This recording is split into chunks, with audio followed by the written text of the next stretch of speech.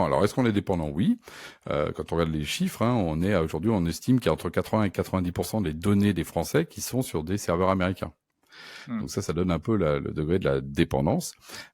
Mais ensuite, effectivement, on n'est pas en mode, on n'est pas à poil et sans filet, si je puis me permettre. Justement, il y a des alternatives qui existent, qui sont déjà déployées et qui quelque part répondent à ces questions de souveraineté. Alors, souveraineté, c'est un terme qui des fois peut un peu choquer les gens parce que c'est un peu très politisé comme terme.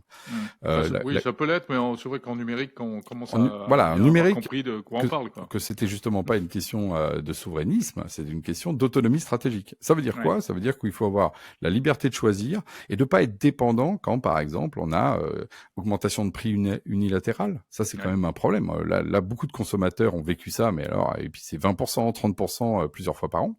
Deuxième chose aussi, c'est ce qu'on appelle les problèmes de loi extraterritoriale. Ça, c'est un sujet méconnu souvent par les gens. Il faut savoir que les États-Unis ont défini des lois qui font qu'ils peuvent agir en dehors de leur pays, extraterritorial, tout simplement parce que ils considèrent que les choses sont bonnes ou pas bonnes.